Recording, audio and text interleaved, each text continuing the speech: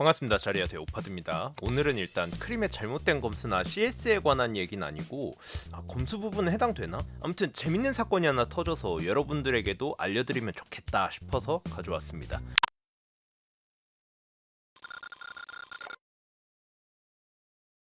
요새 제 유튜브 크림 관련 영상에 많이 달리는 댓글이 있습니다. 네, 바로 무신사의 아들이라고 해야 할지, 아픈 손가락이라고 해야 할지, 크림의 대항마라고 해야 할지, 크림의 짬통이라고 해야 할지, 아무튼 네, 바로 솔드아웃입니다. 그리고 전 사실 전 영상들에서 누차 솔드아웃은 크림의 대안이 될 수 없다고 했었죠. 이 중개 플랫폼 자체의 잘못된 점들, 불공정한 부분들이 고쳐져야지 어느 플랫폼이 1인자가 되거는 중요하지 않다라고 말했었죠.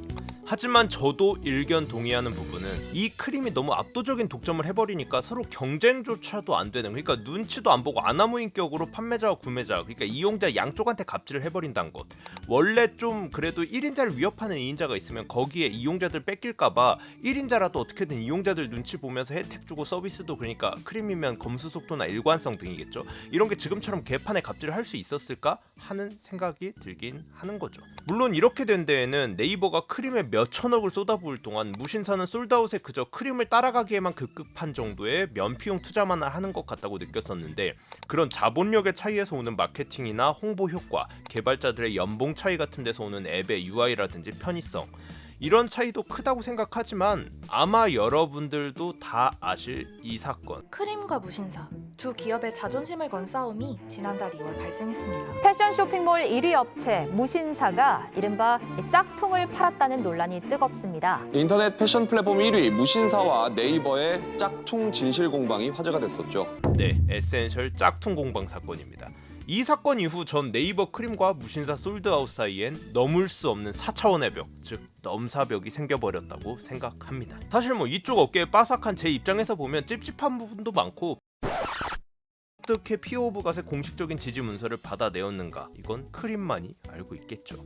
결국 대중들한테 임팩트 있게 발표하기에 브랜드의 공식 문서, 즉 저작권자의 의견만큼 좋은 건 없으니까 이렇게 피오갓이 가품이라 해줬음, 이렇게 무신사 박살낸 놈들이 왜 아이앱은 브랜드가 정품이라는데도 검수업체 주제에 지들 판정이 맞다고 가품이라고 쳐 우기고 목 빳빳이 세우는지 나 정말 이해할 수가 없네.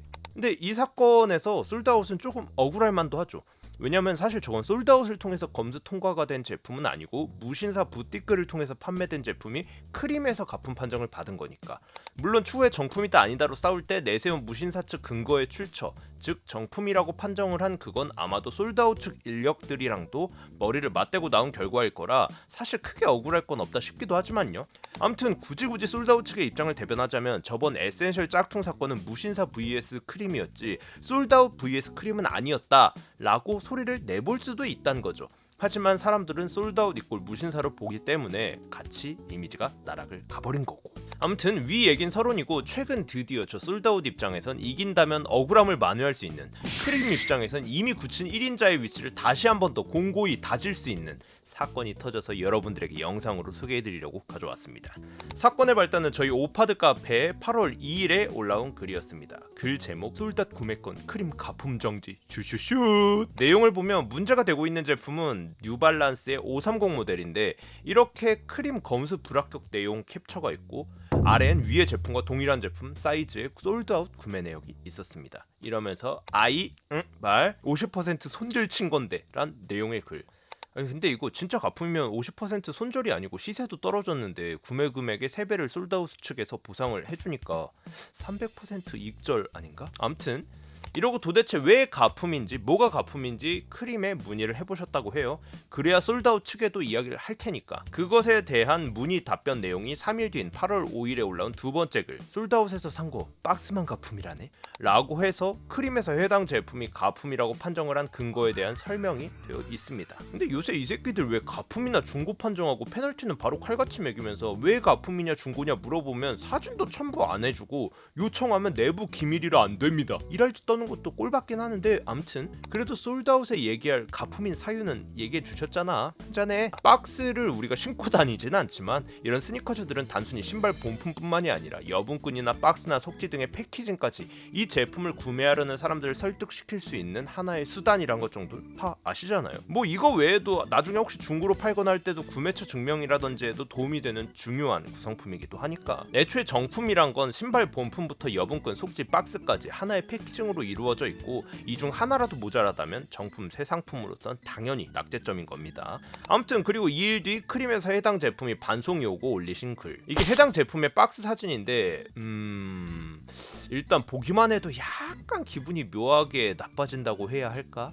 급 신뢰가 사라진다고 해야 할까? 아무튼 뭔가 안 좋은 기운이 스멀스멀 올라오는 그 나라의 언어가. 근데 뭐 중국에도 뉴발이 있고 아니 이제는 아마 우리나라보다 매장이나 발매 족수도 더 많을 거기 때문에 글로벌 시대에 이건 어쩔 수 없는 부분이에요. 받으시는 분들이 기분이 안 좋은 건 그냥 개인 차이인 거고 사실 저렇게 중국 제품들이 한국 중개 플랫폼에서 거래가 되는 것도 밀수, 탈세 문제라든지 근데 그걸 플랫폼들은 자기네들 거래량, 거래 금액만 늘리려고 눈 감아주고 봐주고 있는 것도 문제긴 한데 오늘의 메인은 이게 아니니 일단 넘어갑시다. 그래서 저 사진을 토대로 솔드아웃에 문의를 넣으니 이렇게 다시 재검수하게 보내달라는 답변이 왔다는 것까지 첨부한 글이었습니다. 글쓴이 분은 솔드아웃에 보내면 개체 차이라고 할 것 같다라는 걱정 섞인 내용까지 더해서요. 근데 이 검수업체들 또 하나같이 웃긴 게 지들 검수할 때 사진이나 영상 촬영한다며. 그래서 뭐 이거 내가 보낸 제품이 아닌 것 같다 그러면 그거 다 사진 파일로 저장되어 있고 영상 파일로 저장되어 있다고 하면서 지들 유리할 땐 그것만으로 딱딱 이용자들 의학 죽이면서 왜 이럴 때는 꼭 제품을 먼저 보내라고 할까? 지들이 제품 주문번호 내부 전산에 쳐서 검수 기록 찾아서 확인하고도 충분히 알 수 있고 그래야 되는 거 아니야? 그리고 나서 지들 판정이 틀렸는지 아닌지부터 얘기하고 보내주세요를 하는 게 맞지 않나? 좀 어이없네. 아무튼 다시 돌아와서 근데 생각해보면 그게 더 재밌을 것 같지 않나요? 만약 저 피해자분이 말하시는 대로 솔드아웃에선 정품이긴 한데 개체 차일 뿐임 가품 아님 이러고 크림에선 개솔 니은 그냥 가품임 수고 이러면 이거야말로 제2의 네이버 크림 vs 무신사 솔드아웃 짝퉁 전쟁 멸망전 아니겠냐고. 뭐 근데 재미없게 솔드아웃에서 가품인 거 바로 인정하고 보상해줄 수도 있기는 한데 이러면 진짜 솔드아웃은 게임 끝이지 뭐. 나가리지 뭐. 이제 할 말도 없어. 이건 무신사 부티크 제품도 아닌 실제 지들 앱을 통해서 검수까지 다 통과한 제품이니까 그냥 영원한 2인자 따까리 크림의 그늘에서 못 벗어나게 되는 거죠 뭐.